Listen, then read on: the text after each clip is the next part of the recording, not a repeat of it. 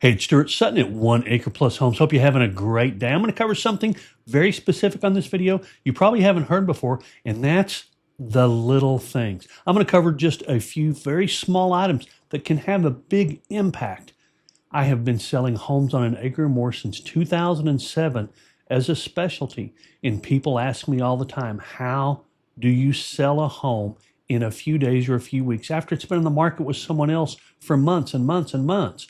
Sometimes it's major. Sometimes it's the little things. Let me show you what I mean. This home sits on a beautiful lot, a little over an acre. It's got a great casita, fireplace outdoors with a wonderful patio area, swimming pool, but this home backed up to a road. Now, it didn't carry heavy traffic, but it carried enough that it made a difference. It had been in the market with another agent for 137 days. This particular seller was referred to me by one of my past clients who I've done many transactions with. Once we went through our process, we put it on the market and it sold in about 5 days. Now, I've been asked many times, as I said over the years, how do you do that? Well, here's what happened on this one. First of all, as I've said many times, pricing for homes on an acre or more is slightly more complex. There's a little more to it than just a typical subdivision home. But this one had even a little bit more complication in that it backed to a road. And backing to a road has a value variable. Buyers don't pay quite as much for a home backing to a road as they do for homes that don't back to a road that carries traffic. And the other agent had not considered that. We took that into consideration in our pricing, adjusted that accordingly. But remember, on this particular video, I was going to cover some little things. So here's some of the little things that we adjusted, made changes to, and I think had a big impact.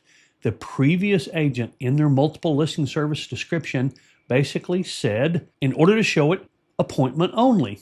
Now, when an agent has a buyer and they have to make an appointment in order to get a showing, it just adds a little bit of inconvenience. Not dramatic, but a little bit.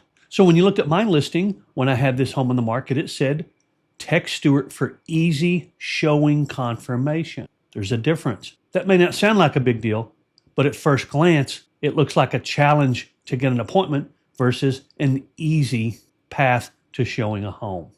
Here's another little thing, and I have talked about this most of my career, and that's finding buyers who want what you have. And I understand the number one reason that buyers want a home on an acre or more, and we market to that. We want to accommodate that. We do that through our marketing, and that's privacy. But there were some other factors on this particular home, and the sellers, when we started marketing this home, said, it seems like the right buyers are looking at the home this time. And one of the reasons for that is because of the way we position the home. We're looking for buyers who want what you have. Let me explain a little bit more on this one. Now, this home had a lovely casita. What's a casita for? Well, in most cases, it's for mom and dad to stay when they come visit and see the grandkids. It's for guests to stay when they come stay a few days. Maybe even put a teenager out there once they've grown old enough that they feel like they can stay out there on their own. There's several other things you can use a casita for, an office, things like that. But the primary reason for a casita is for guests. So I want you to look at the picture on the left. The owner used to use the casita as his office. And this picture shows it that way. But it's hard to tell from this picture how much space there is in that casita. What we had the owner do was move his office furniture into the house, into the designated office space in the house, and turn this back into a guest area. And you can tell the space. That's the same space. Our photographer took this and look, that's a great big bed. There's a dresser back there. There's plenty of space in this room. The first picture makes it hard to imagine how you could get all of that furniture into this room. So I'm not saying this is the one thing that made the difference, but I am saying that the combination of changes that we made, big and little, add up to a big impact. That's why we pay attention to all the details within a listing. And there are more I'll cover on another video. But let me hit this real quick. The other agent did not have custom pages built for this house. We did. The custom pages showed extensive information, including aerials, video pictures, 3D walkthroughs, things like that. And our relationship with the seller was very simply that if they weren't happy with what we were doing at any given time, they could exit their listing. Period. No hassle, no obligation. That's the way we handle our business with every single client.